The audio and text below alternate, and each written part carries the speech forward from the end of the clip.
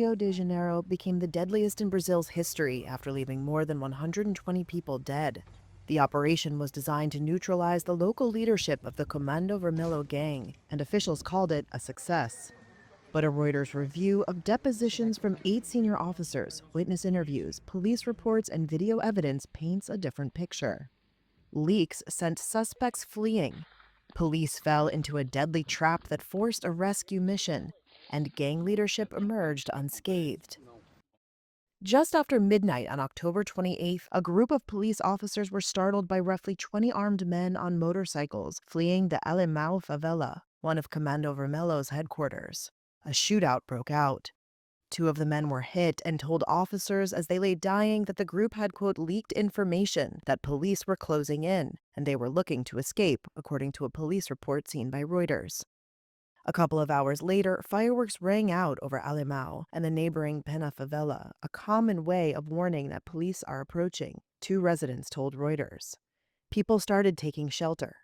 Around 4 a.m., over a dozen police vehicles dumped hundreds of officers into the favela complex.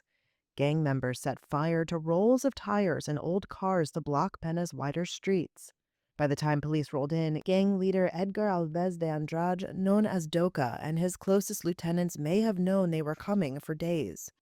Police pressed ahead with plans to serve warrants at Doca's home, where the Comando Vermelho was thought to have stashed weapons, drugs, and accounting records. Around 9 a.m., officers leading the advance were hit with gunfire from the hillside above, according to police depositions and incident reports.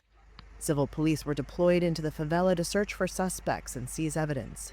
The more militarized BOPE division took up positions on the surrounding hills of the favela complexes, where some 280,000 people live. Police estimated there were some 500 armed gang members in Pena and hundreds more in Alemão. What resulted was a 17-hour firefight that left at least 121 people dead, including 4 police officers. A 5th died weeks later from his injuries. A BOPE captain told prosecutors that their mission, quote, turned into a fight for life. None of the edited footage released by police show what happened that afternoon in detail. Civil rights organizations and public defenders have pressed prosecutors and the Supreme Court to release footage from drones and body cams. Shooting slowed after sunset. People began bringing bodies down to a main street in the community so residents could identify their loved ones. This is Wazan Fahira, a local journalist. They were bringing down cars with corpses inside, pickup trucks, hearses, with 3, 4, or 5 bodies on top. It was like a scene in a horror movie. Though officers told prosecutors they did not identify any leaks of their plans, some said the decision to employ an extraordinary number of trucks and troops may have alerted gang scouts who follow police movements. A dozen residents, local leaders, and government officials told Reuters that the raid had done nothing to break the gang's hold on the community.